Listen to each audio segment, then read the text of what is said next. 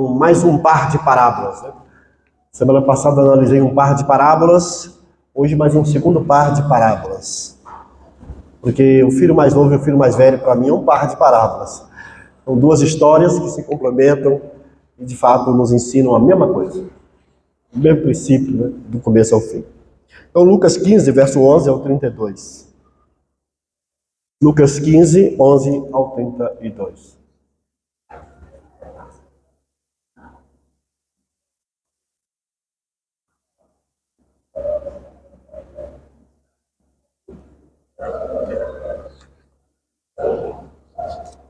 Jesus continuou: um homem tinha 2 filhos, o mais novo disse ao seu pai: Pai, quero a minha parte da herança. Assim ele repartiu a sua propriedade entre eles. Não muito tempo depois, o filho mais novo reuniu tudo o que tinha e foi para uma região distante, e lá desperdiçou os seus bens vivendo irresponsavelmente. Depois de ter gasto tudo, houve uma grande fome em toda aquela região. E ele começou a passar necessidade. Por isso, foi empregar-se com um dos cidadãos daquela região, que mandou para o seu campo a fim de cuidar dos porcos. Ele desejava encher o estômago com vagens de alfarrobeira, que os porcos comiam, mas ninguém lhe dava nada. Caindo em si, ele disse: Quantos empregados de meu pai têm comida de sobra, e eu aqui morrendo de fome? Eu me porei a caminho e voltarei para o meu pai, e lhe direi: Pai, pequei contra o céu e contra ti. Não sou mais digno de ser chamado teu filho. Trata-me como um dos seus empregados.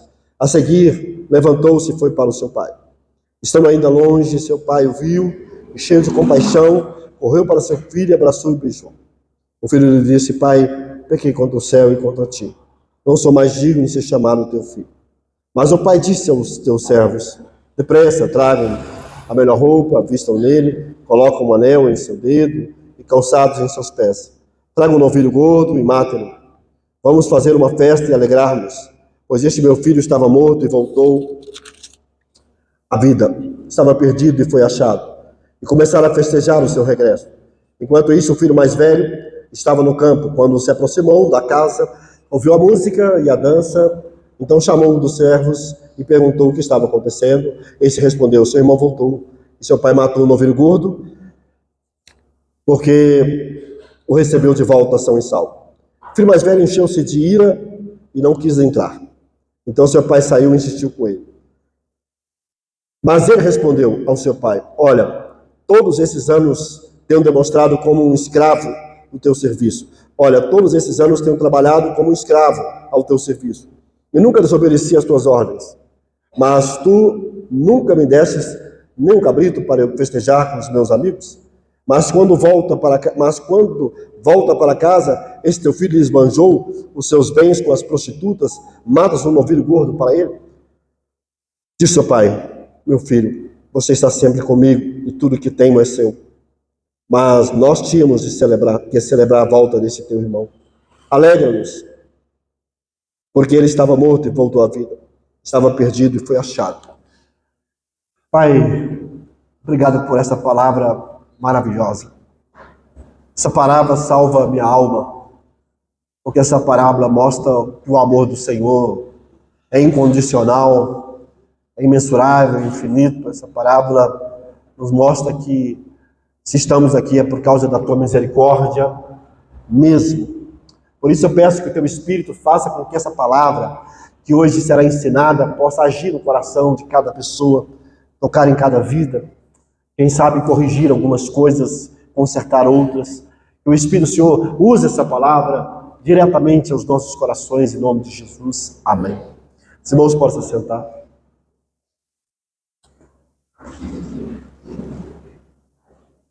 Meus queridos irmãos,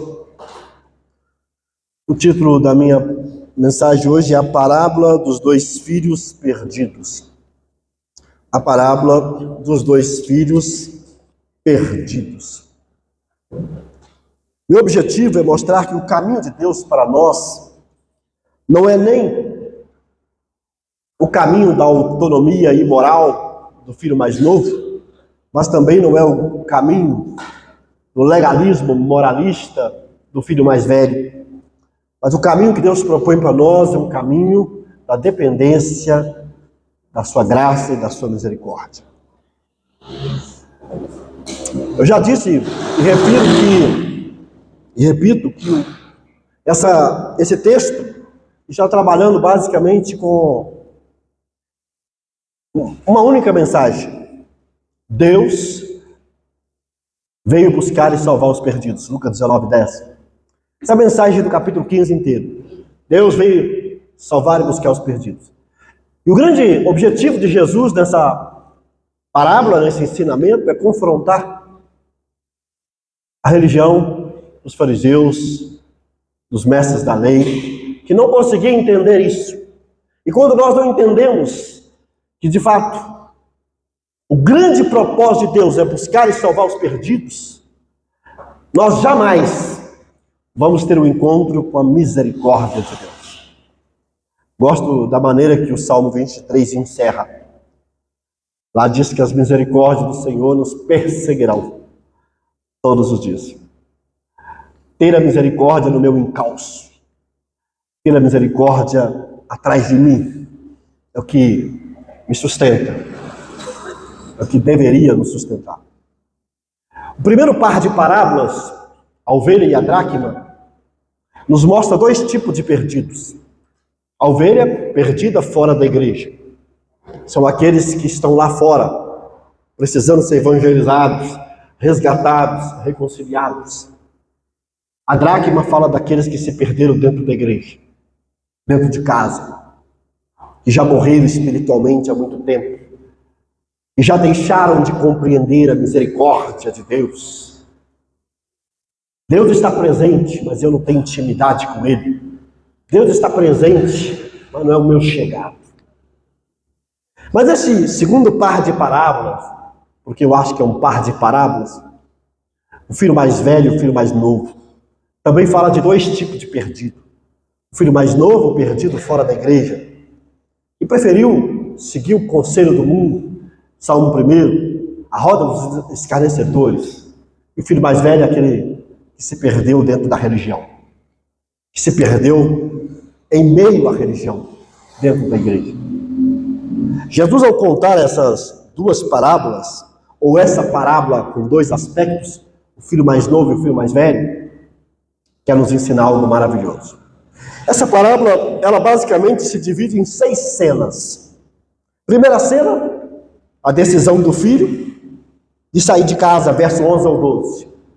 Segunda cena dessa parábola, o filho vai embora de casa, verso 13 ao 17. A terceira cena dessa parábola, o filho volta para casa, verso 18 a 23. A quarta cena dessa parábola, o pai recebe o filho de volta, verso 22 a 24. A quinta cena dessa parábola, o irmão mais velho fica revoltado, verso 25 a 30. A sexta cena dessa parábola, a paciência do pai com aqueles que não têm misericórdia, com o filho mais velho, verso 31 a 32. A partir dessas 6 cenas que nós encontramos na estrutura dessa parábola, eu quero também trazer 6 falas ou 6 ensinos de Jesus para nós nessa noite. O que Jesus nos fala nessa parábola? 6 coisas. O que Jesus nos fala nessa parábola? Primeiro, nessa parábola, Jesus nos fala de uma atitude imprudente. O que Jesus nos fala nessa parábola? Primeiro, Jesus nos fala de uma atitude imprudente, impensada, irrefletida, impulsiva, precipitada. É isso que nós vemos aqui. O pedido dele é audacioso. O pedido dele é uma afronta ao pai, ao pedir parte da sua herança. Não era comum na região do Oriente, naquela época, um pai pegar a sua herança em vida e dividir com os filhos. A herança é algo que você tomava posse depois da morte. Ao pedir a parte da sua herança, é como se o filho estivesse dizendo que queria que o pai estivesse morto. Eu só estava aqui esperando o senhor morrer. O senhor não morre, então me dê a minha parte. Isso seria visto como vergonhoso para aquele fazendeiro, porque eles moravam numa espécie de aldeia. Era assim que eles viviam naquela época. Isso seria uma reputação negativa. E o que esperava desse pai é que ele dissesse não, botasse o filho no seu devido lugar. Mas o pai decide dividir a herança. Como diz a lei, em Deuteronômio, 1/3 para o mais novo, 2/3 para o mais velho. Aquele pai podia ter feito outra coisa. O pai poderia ter chamado o filho e falar: filho, vamos conversar. Vamos fazer o seguinte, vamos trazer para os dias de hoje. Eu tenho uma rede de lojas. Vou pegar essa loja aqui, que mais dá lucro, num lugar melhor centralizado. Eu vou passar ela para você, gerencia ela. Vamos ver se você consegue fazer ela produzir.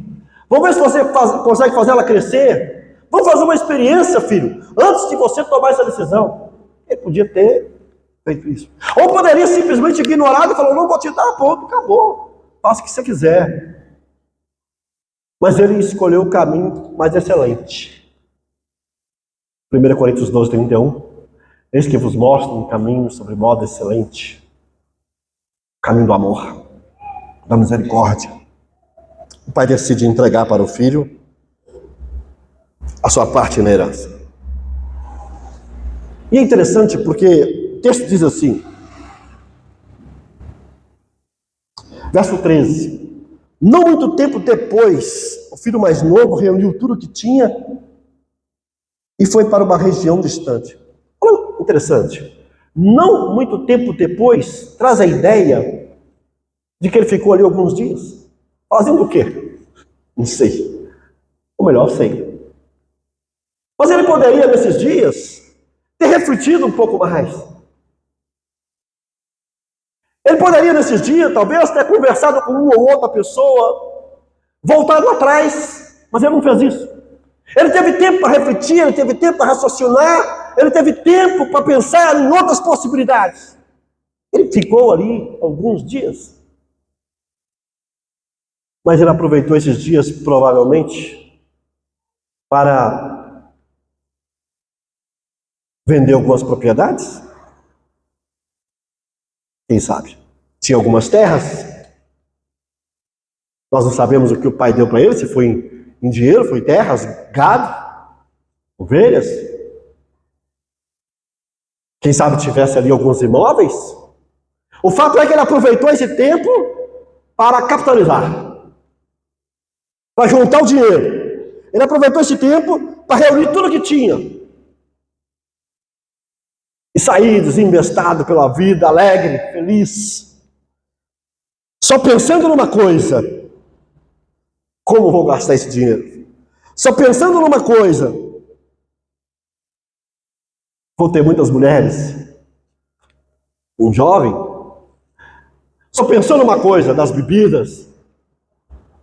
Só pensou talvez numa coisa, o status que o dinheiro lhe proporcionaria? Só pensou talvez numa coisa: o meu nome vai crescer, porque agora eu estou capitalizado, agora eu tenho dinheiro no bolso. Sem dúvida nenhuma, foi uma atitude imprudente, impensado. Ele não pensou na dor do pai. A dor do pai é a coisa que menos importa nesse momento. Ele não pensou na empresa da família. A empresa da família é a coisa que menos importa nesse momento. Não pensou no irmão. Irmão, para mim que se lasque. Foi um jovem, como os jovens de hoje, que muitas das vezes, na nossa geração, são imediatistas. Só pensam no aqui e agora. Só pensam no presente. Jovens que não pensam a curto, médio e longo prazo. Jovens que não projetam a vida para o futuro, mas só pensam em como vou gastar o meu dinheiro, em como vou usufruir o meu dinheiro. Um jovem de hoje que pensaria só em droga, sexo e bebida. Carros do ano, não é isso? Jogadores de futebol, coleção de carros, fazendo o quê na garagem? Jogadores que nem têm 18 anos, como Yamal, do Barcelona que tem uma coleção de carros de luxo, para quê?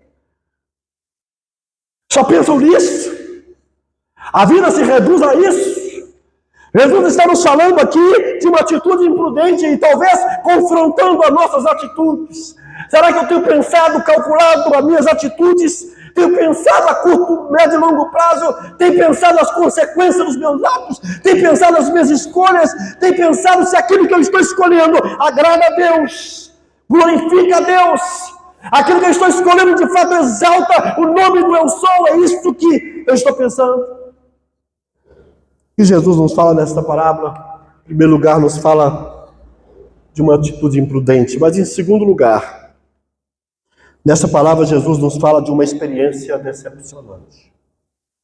Primeiro fala de uma atitude imprudente, mas em segundo lugar, nessa parábola, Jesus nos fala de uma experiência decepcionante. Aquele rapaz vai do glamour ao fundo do poço.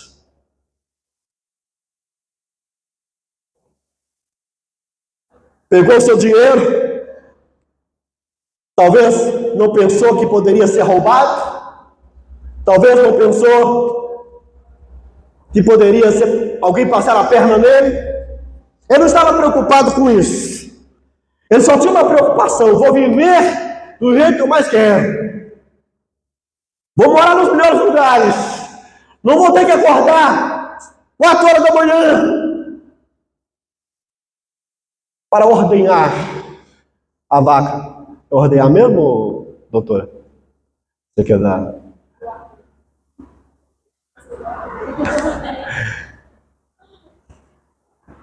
Por quê? Eu estou falando que a família tem fazenda lá em Martim Campo.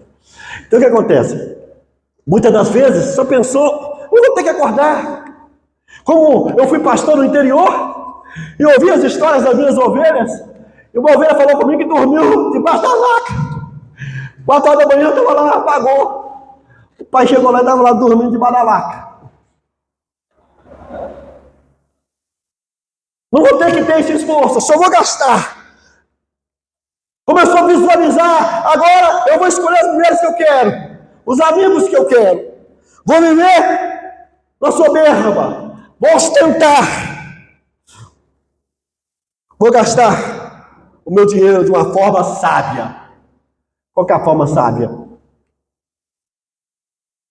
Ter tudo que eu quero sem nenhum esforço. Ter tudo que eu quero na hora que eu quiser.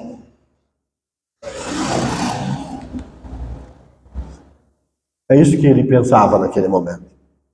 Como ele gastou o dinheiro? Com os amigos. O filho mais velho vai fazer uma afirmação de que ele gastou dinheiro com as prostitutas. Eu não sei de onde ele tirou essa informação. Eu não sei se ele fez uma inferência maldosa. Talvez ele estivesse certo, penso eu. Um jovem solteiro, rico, com o que ele vai gastar seu dinheiro? Com sexo, com bebidas. Essa era o caminho dele. Comidas das melhores. Quem sabe pagou comida para alguns, pagou bebida para outros. Festinhas e mais festinhas. Um jovem que eu evangelizava na década de 80, falei com ele: rapaz, ele era um viciado em drogas. Falei: rapaz, você precisa deixar essa vida. Ele falou: Joãozinho, era meu apelido, Joãozinho, você está pedindo para mim sacrificar as 3 coisas melhores da vida: sexo, droga e mulheres? Eu falei para ele o texto de Provérbios: há caminhos que ao homem parece ser bom, mas o seu fim não é o melhor. Hoje, nesse momento, esse é o melhor caminho. Nunca me esqueço de um dia dentro do ônibus, indo da escola para casa. Quando o ônibus parou no ponto, eu vi um camarada tirando a arma e apontando a arma na cabeça de uma pessoa que já tinha visitado a nossa igreja na época. Briga por causa de tráfico. Ele não matou ele naquele dia, mas depois ele foi assassinado. De que maneira ele gastou seu dinheiro? Ele foi para o fundo do poço. O dinheiro acabou, porque o dinheiro acaba, né? Quando, na verdade, você só entra, você só sai e não entra, vai acabar. É o que os jogadores de futebol do passado descobriram tardiamente. Saíram do futebol, Começou a gastar o dinheiro, porque o lucro deles, a renda deles vinha de futebol, não tem mais. Hoje não, os jogadores hoje pegam o dinheiro e multiplicam ele, criam empresas, etc. Mas muitos jogadores do passado morreram na míngua. E quando você só ganha, mas não poupa, só ganha, mas não investe, só ganha, mas não multiplica, no dia que você parar de ganhar, esse dinheiro vai acabar. O dinheiro acabou, com ele veio a infelicidade. O dinheiro acabou, com ele veio a necessidade de comer, de beber, de dormir.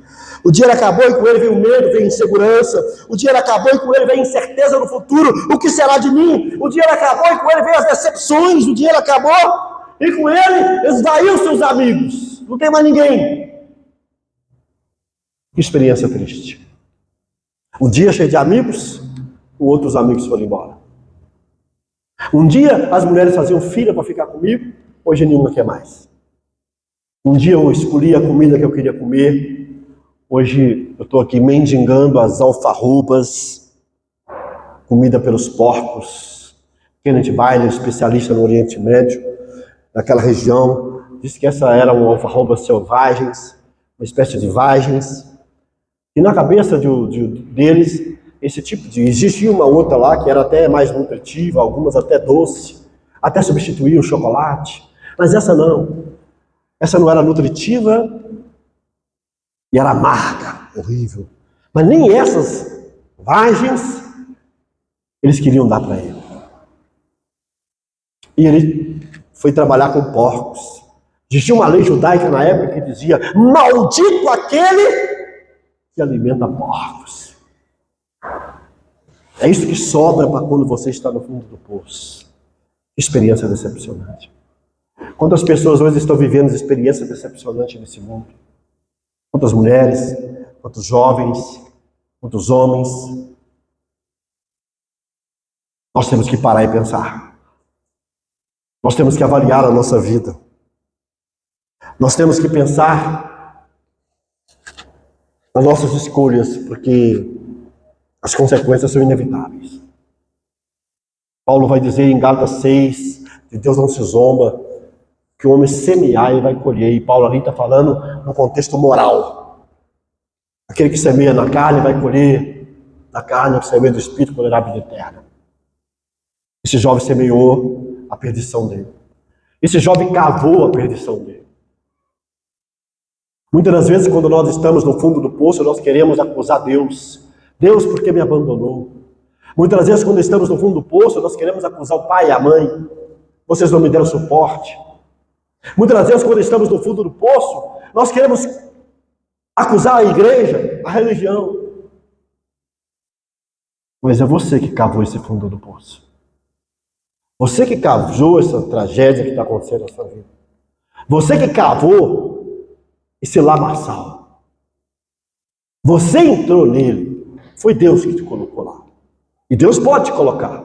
Mas quando Deus te coloca lá, pode ter certeza. Ele vai te tirar. Em certo sentido, Jó foi para o fundo do poço. Mas foi Deus que levou ele lá.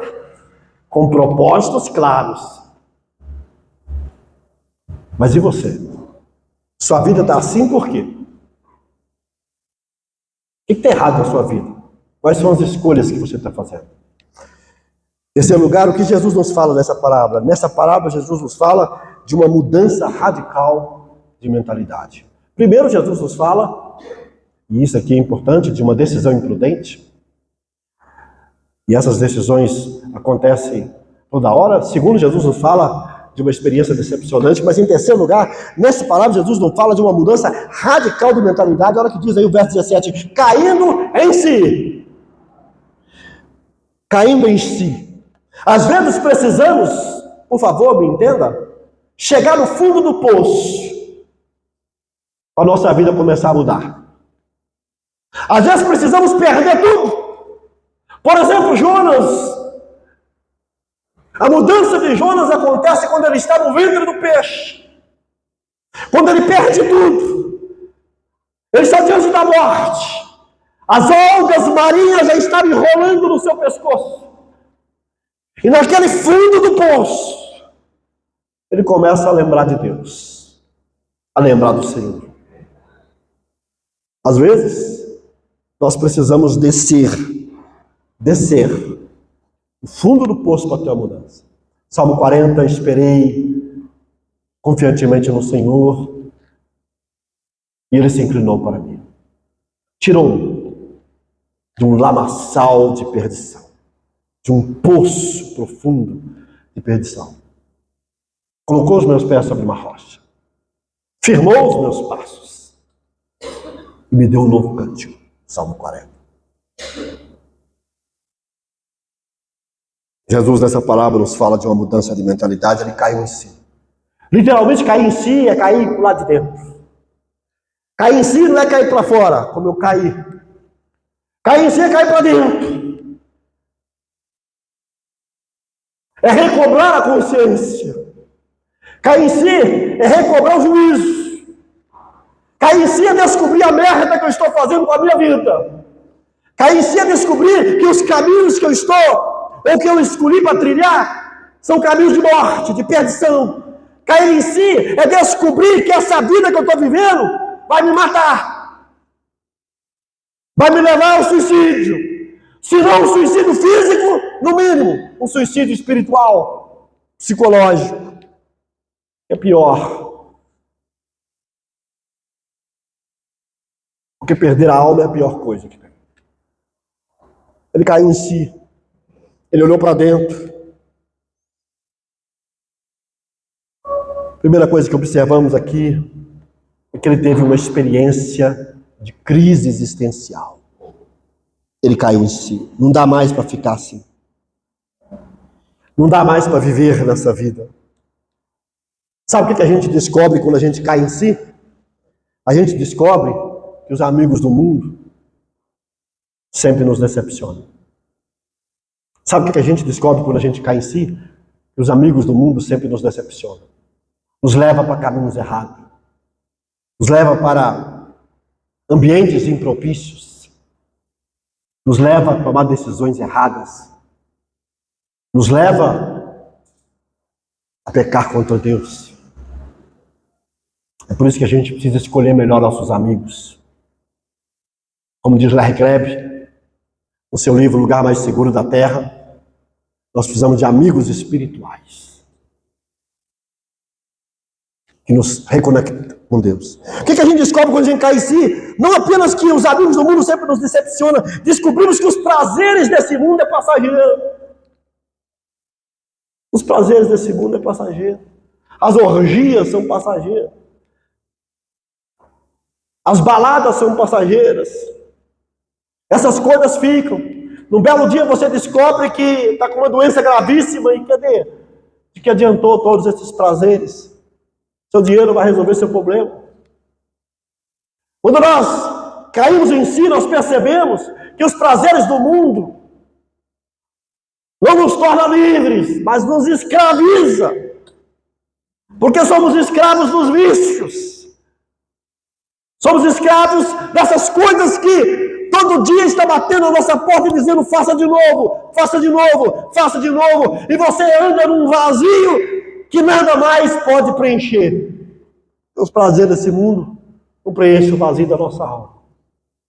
E nós descobrimos quando a gente cai em si, que o dinheiro que a gente achou que era nosso servo, agora é nosso Senhor. É Ele que manda. É Ele que diz como é ser feliz, como é viver. É Ele que faz você correr atrás dele, fazer qualquer coisa para adquiri-lo. E quando você não tem, você entra em pânico. Você entra em desespero. Primeira coisa que observamos aqui, na mudança de mentalidade desse rapaz, é que ele teve uma experiência de crise. Uma catarse. Ele caiu em si. Acordou. O clique veio. Não dá mais para viver assim. A segunda coisa que nós observamos aqui é que ele foi guiado por 3 grandes convicções. Primeira convicção: eu pequei. Depois de cair em si, ele é guiado por 3 grandes convicções: eu pequei. Ele vai dizer: Pai, pequei contra o céu e contra ti. Eu pequei contra Deus e contra o Senhor. Porque todo pecado é vertical e horizontal. Todo pecado é uma afronta a Deus em primeiro lugar, mas também é uma afronta ao outro. É por isso que Jesus resumiu o seu credo em amar a Deus sobre todas as coisas e amar o próximo. Se a essência da santidade é amar a Deus e amar o próximo, a essência do pecado é afrontar a Deus e corromper nossas relações com o próximo. A primeira convicção dele é: eu pequei. Não há mudança de mentalidade sem consciência de pecado. Não há mudança de paradigma sem consciência de pecado. Enquanto nós não somos tomados pela convicção de que somos pecadores, nós não vamos mudar. Nós não vamos sair do erro. O problema é que a psicologia está dizendo para você que o problema seu é transtorno psicológico. A psicologia não quer dizer para você que o que está acontecendo com você é pecado. Ela está dizendo que você sofre de uma síndrome de pânico. Ela está dizendo que o seu problema é ansiedade, é fobia. Mas ela não vai dizer para você está em pecado. Enquanto eu não tenho consciência de pecado, eu não vou começar a mudança radical na minha vida. Primeira convicção: eu pequei. Segunda convicção: não sou digno de ser chamado seu filho. Ele diz: já não sou digno de ser chamado seu filho. Nisso, o irmão mais velho vai concordar com ele. Você não é digno de ser filho.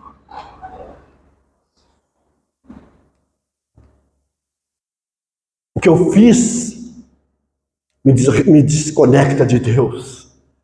O que eu fiz, pensava ele, rompe a minha filiação. Estava errado, mas é assim que ele estava pensando. Quando estamos no fundo do poço, a gente coloca em xeque a nossa salvação. Quando estamos no fundo do poço, a gente coloca em xeque a nossa fé. É assim que ele estava se sentindo. Não sou mais filho. O diabo ainda entra na sua cabeça e começa a dizer verdade.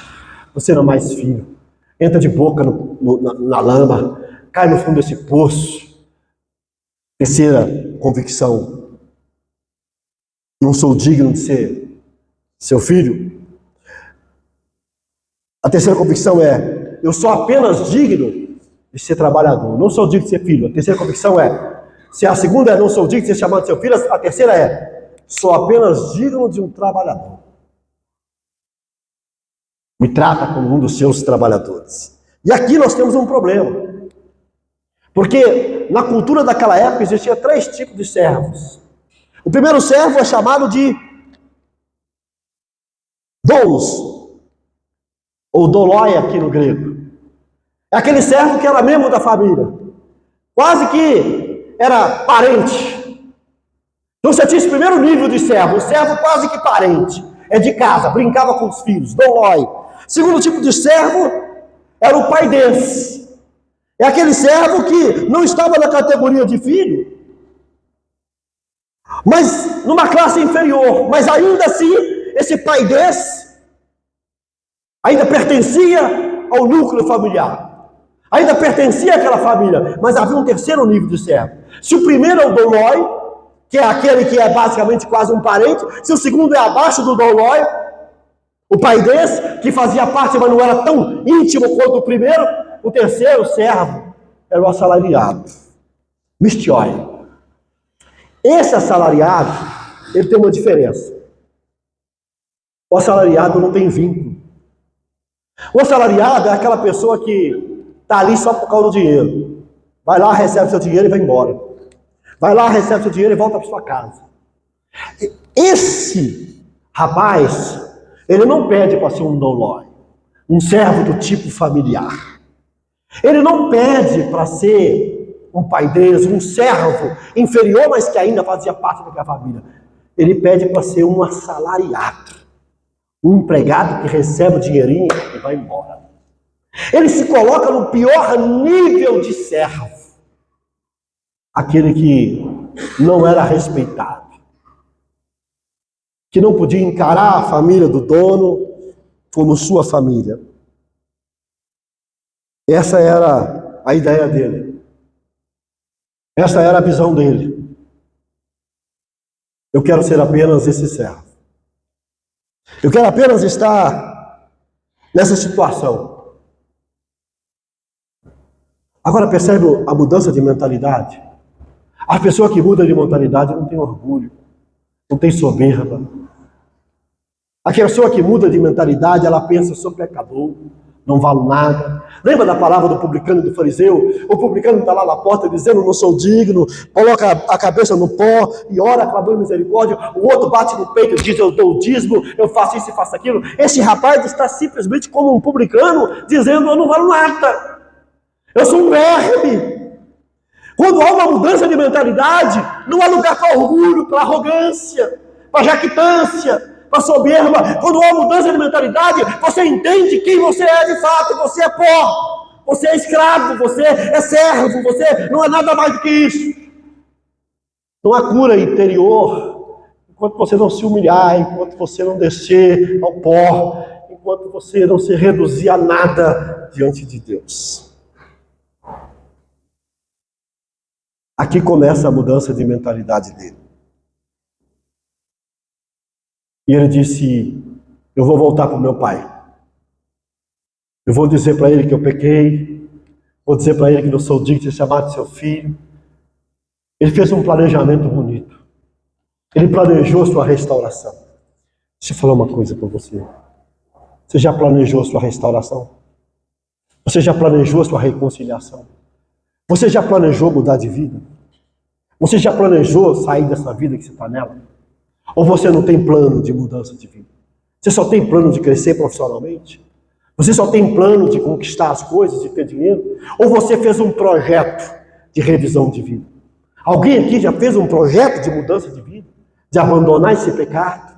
Abandonar esse erro que você está vivendo? Alguém aqui fez um plano de ser melhor cristão? Alguém aqui tem feito um plano de pedir perdão a Deus pelos seus erros e pedir perdão a quem você ofendeu, machucou, ultrajou, defraudou?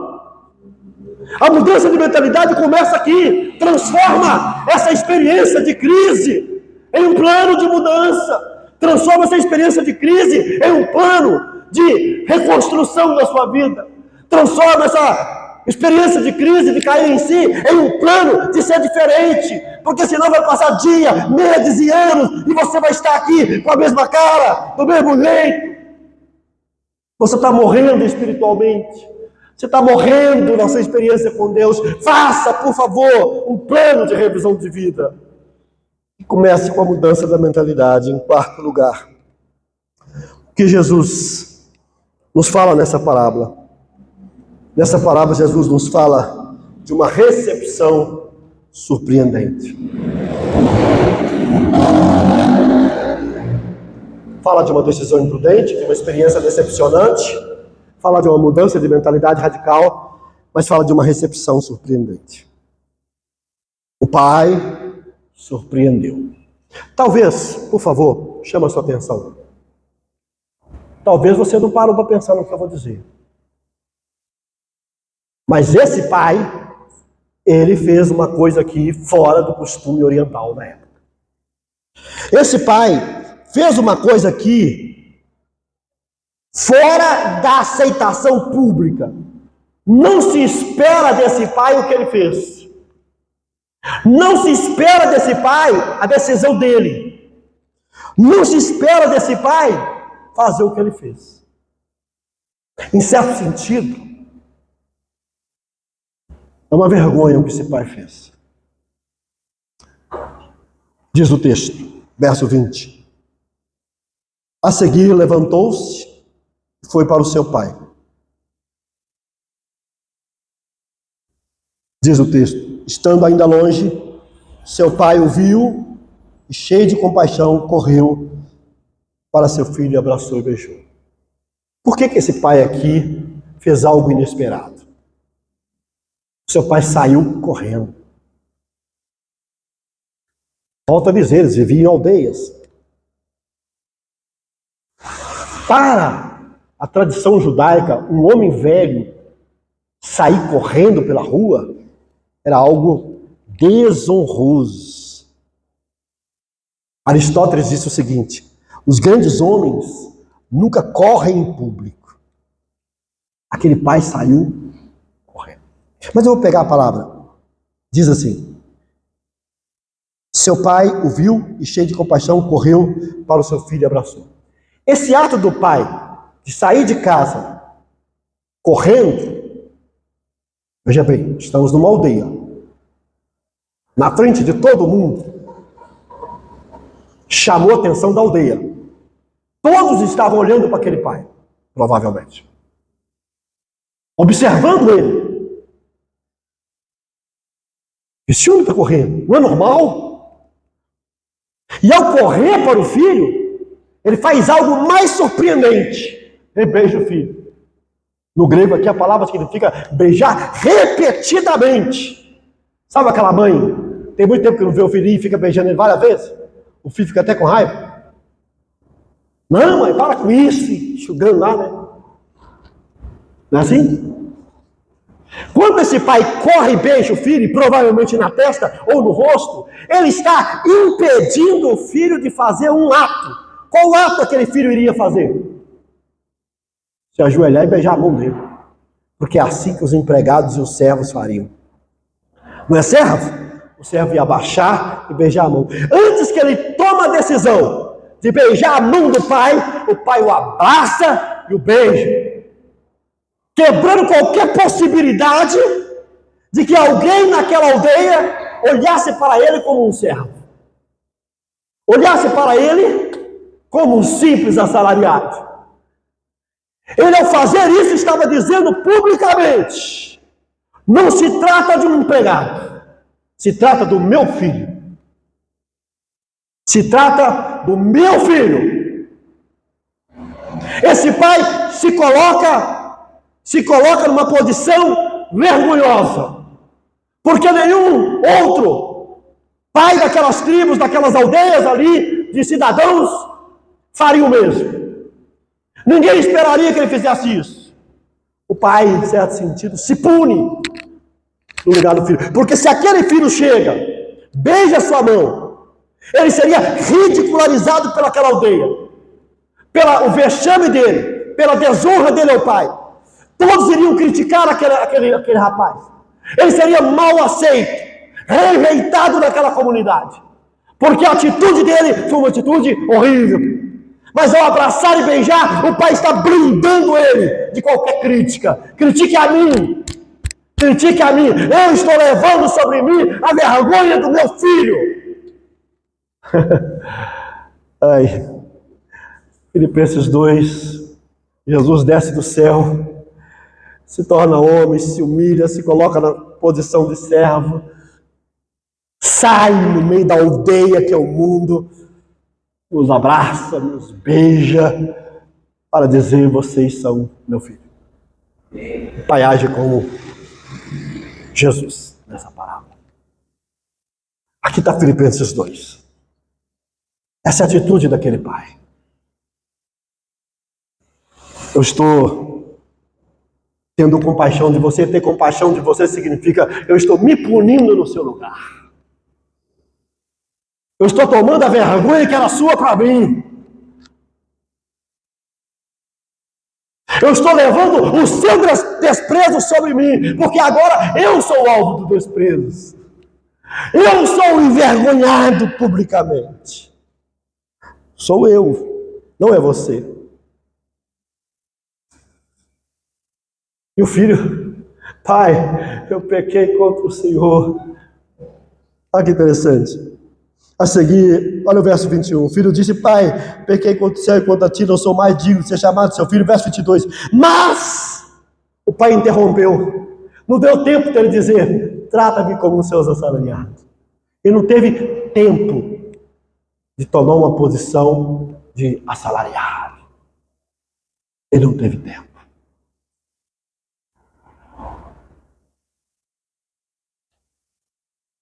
Ele interrompe o discurso do filho.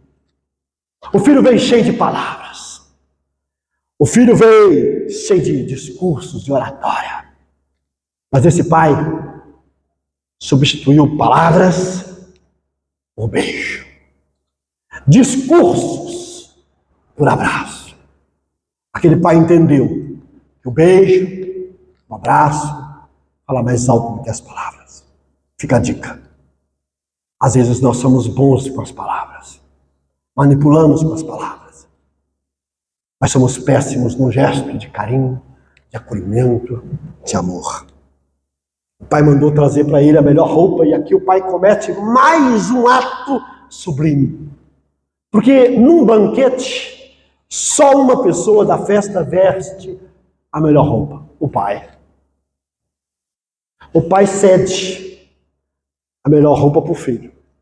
Segundo os costumes orientais, a melhor roupa era do pai. O pai diz: traga para o meu filho a melhor roupa. Ele cede o direito da melhor roupa, para que todos os convidados, ao vê-lo, diriam: ele está com a roupa do pai. Ele está com a melhor roupa. Ele tem a honra do pai nas próprias vestimentas. O pai lhe deu um anel que representa a reconstrução, a representatividade da família. Assim como o rei deu para Mardoqueu o anel, o faraó deu para José. Ele é representante meu. Esse anel de sinete representava que ele não era qualquer pessoa. Por favor, não olhe para ele como servo. Por favor, não olhe para ele como assalariado. Ele tem um anel no dedo. E aí pega as sandálias e dá para ele. E essas sandálias foram colocadas pelos servos. Tragam para ele sandálias. Os servos vão colocar a sandália. E eu colocando a sandália no pé dele, aquele servo estava dizendo: a partir de agora, você também é o nosso Senhor. Também tem autoridade sobre nós. Você também manda sobre nós. O pai manda trazer um novilho gordo, ou um bezerro, como diz outras traduções. E aqui está um ponto interessante. Por que um novilho gordo e não uma ovelha ou um cabrito?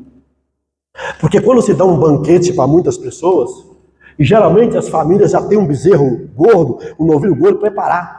Porque aí ele ia convidar não apenas os servos e os filhos, ele ia convidar toda a aldeia. Ele disse: eu quero um novilho gordo. Já está preparado, quem sabe já está pensando: esse novilho gordo vai ser quando meu filho voltar. Ele está dizendo: eu quero que todos celebrem a reconciliação, que todos celebrem a volta do meu filho. É interessante porque quando o pastor acha a ovelha, celebra com todos. Quando a mulher acha a dracma, celebra com todos. E o pai agora quer toda a aldeia, eu quero toda a aldeia. Agora imagina aquela aldeia, uns olhando para aquele rapaz que envergonhou o pai publicamente, olhando para aquele rapaz que afrontou o pai pedindo herança, mas não pode dizer nada porque o filho está vestido com a melhor roupa, a roupa do pai, o filho está com anel, o filho está com sandália, o filho foi beijado e abraçado publicamente pelo pai. O que podemos fazer? Só comer, beber, divertir e celebrar a Deus, porque esse rapaz estava morto e agora ele voltou. O pai reconcilia o filho publicamente, sabe por quê? Porque a fama do filho foi manchada publicamente. O pai perdoa ele publicamente com esse gesto, para que todos saibam, de uma vez por todas, sem fofoca, que de fato ele perdoou e reconciliou o seu filho. O pai torna público para todos. Quem quer criticar, saiba de antemão: aqui está meu filho. Quinto lugar, o que Jesus nos fala nessa parábola? Nessa parábola, Jesus nos fala de uma reação esperada. Um irmão amargurado que não celebra a volta do outro. O que Jesus nos fala nessa parábola? Nessa parábola, Jesus nos fala de uma reação esperada. Um irmão amargurado que não celebra a volta do irmão. O filho mais velho chega em casa. Estava vindo do trabalho. Não estava vagabundando. O filho mais velho não estava com mulheres. O filho mais velho estava trabalhando. Honestamente, um filho exemplar. E quando chega, ele pergunta, verso 25. Enquanto isso, o filho mais velho estava no campo. Quando se aproximou da casa, ouviu a música e a dança. Então chamou um dos servos e perguntou-lhe o que estava acontecendo. Este lhe respondeu: seu irmão voltou e seu pai matou um novilho gordo, porque ele recebeu de volta são e salvo. Que notícia! Uma notícia boa? O filho voltou? Ou uma notícia ruim? O bastardo voltou, não literalmente, mas apenas metaforicamente falando aqui. O filho inútil voltou? Aquele malandro, vagabundo voltou? Qual deveria ser a reação do filho mais velho? Pela cultura do Oriente Médio, qual seria a atitude dele? Ele deveria entrar e se colocar na festa como mordomo oficial da festa. Era esse o papel do filho mais velho nas festas. Ele era o responsável semi-oficial da festa depois do pai. Era ele que dava boas-vindas para as visitas. Era ele que conversava com os servos para saber se estava tudo pronto, estava tudo ok. Era ele que despedia de um, acolhia o outro, recebia o outro. A função do filho mais velho era ser o auxiliar do pai nessa grande recepção. Mas o filho mais velho não cumpriu o seu papel social.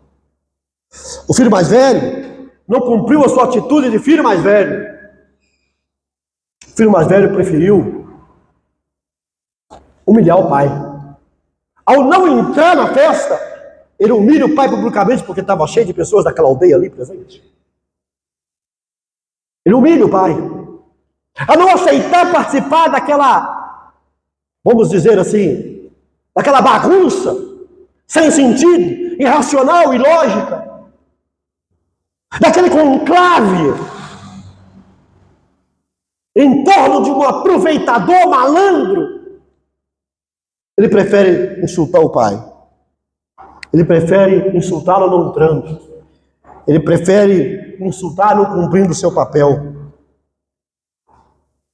Naquela cultura antiga, você lembra o caso da rainha Vasti? Quando ela foi chamada para a festa, o banquete que o rei Assuero, deu. O que aconteceu com ela? Ela foi deposta da sua posição de rainha. É punição dela.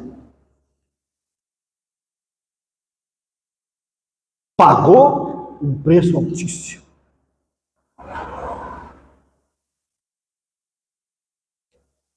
Queridos irmãos, mas aquele homem estava tomado de uma ira muito grande. Olha o que diz o texto.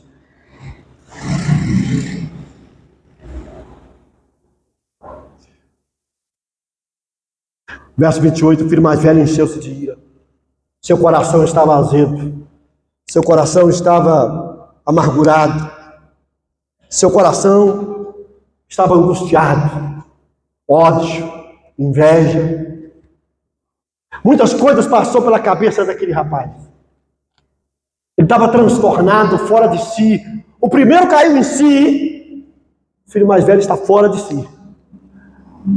Perdeu a estribeira. O primeiro cai em si, muda de mentalidade e toma uma posição de colocar a vida de novo no prumo. O filho mais velho sai de si. Deixa a ira dominar. Deixa a amargura dominar. Ele se fecha para qualquer explicação. Ele se fecha para qualquer resposta. Uma pessoa irada não aceita, não tem como dialogar com ela. Uma pessoa irada não tem como você conversar com ela. A reação daquele rapaz não foi menor do que a do filho pródigo quando pediu herança. Se o filho pródigo foi imprudente, agora o filho mais velho está sendo imprudente. Se o filho pródigo envergonha o pai publicamente ao pedir herança, agora o filho mais velho envergonha o pai a não entrar naquela casa e cumprir o seu papel de filho mais velho. Que tristeza. Mas eu encerro minha última questão. O que Jesus nos fala nessa parábola? Nessa parábola Jesus nos fala de uma intervenção misericordiosa. O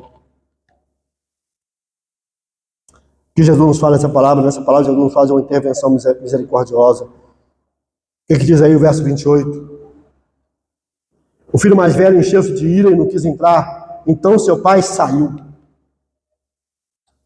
Percebeu aqui? Seu pai saiu de novo. Novamente se expõe à humilhação. Na frente de todo mundo, o pai sai. Sai para quê? Para acolher o filho rebelde, mais velho. Sai para quê? Para ouvir as lamúrias de ira do filho mais velho. Sai para quê? Para dizer, você não é menos meu filho. Sai para quê? Para dizer, numa linguagem de Timothy Keller, eu sou um Deus pródigo. Um Deus que esbanja, que tem amor para esbanjar, para gastar com vocês dois. Porque essa é a ideia de pródigo. Pródigo é gastador. Ele agora se coloca na posição do Deus pródigo e diz, eu vou gastar meu amor com você também, publicamente. Mais uma vez. Agora pelo filho mais velho. Mas o filho mais velho retruca o pai dizendo, mas ele respondeu a seu pai, olha, todos esses anos tenho trabalhado como escravo a seu serviço e nunca desobedeci às tuas ordens, mas nunca me deste um cabrito para eu festejar com os meus amigos. Aquele filho esquece que é filho. O primeiro disse, não sou digno de ser chamado seu filho, me trata como empregado. O segundo assume que é empregado, disse, eu como um empregado, verso 28 aqui, ó, trabalhando como escravo, eu como escravo, não recebi. Um diz, não sou digno de ser chamado seu filho, me trate como escravo, como trabalhador. O outro diz, eu trabalho como escravo. Ele se reduz a uma posição que não é dele, que o pai não lhe colocou. Porque o pai não quer tratar o primeiro filho como salariado, como escravo, e muito menos quer tratar o filho mais velho como escravo. Mas é assim que ele se vê. Ele estava esse tempo todo na casa do pai, se vendo como escravo, e ele diz assim, tu não me desse nem um cabrito. E aqui nós temos uma ironia. Porque se o senhor não me deu um cabrito, o senhor matou um novilho gordo do outro. O filho inútil, o filho vagabundo, o senhor matou um novilho gordo. Eu só queria um cabrito. Ele tinha tanta consciência de que não era filho, ele não se via como filho, que ele fala assim, para celebrar com os meus amigos. Ele não diz para celebrar com o senhor, ele não diz para celebrar com o meu irmão, porque a comunidade criada pelo filho mais velho exclui o pai, exclui o irmão, só tem os amigos. É assim hoje também, não é? Os filhos querem celebrar com os amigos, não é com o pai e com a mãe. Não é assim?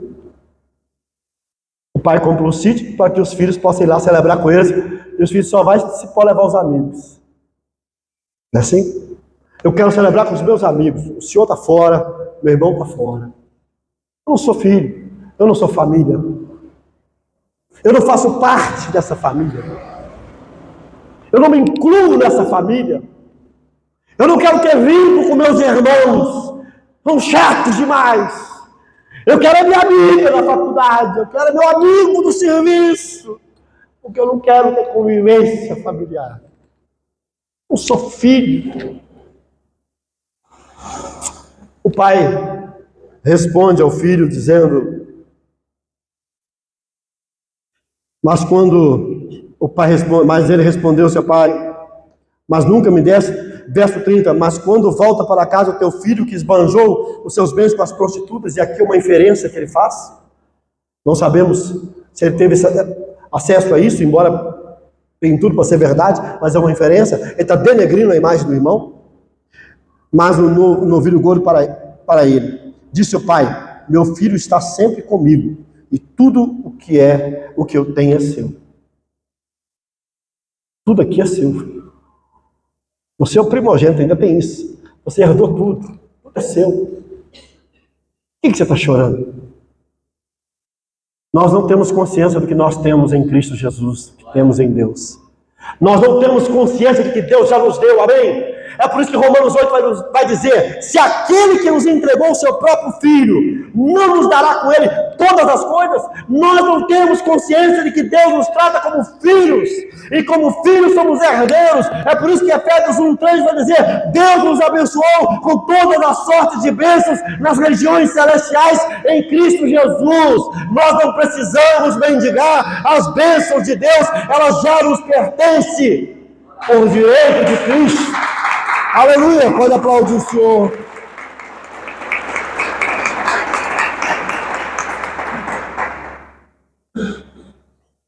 aquele filho diz para o pai que ele obedeceu o pai em tudo, mas ele tinha acabado de insultar o pai publicamente. Como que uma pessoa pode ser obediente e ao mesmo tempo insultar o pai?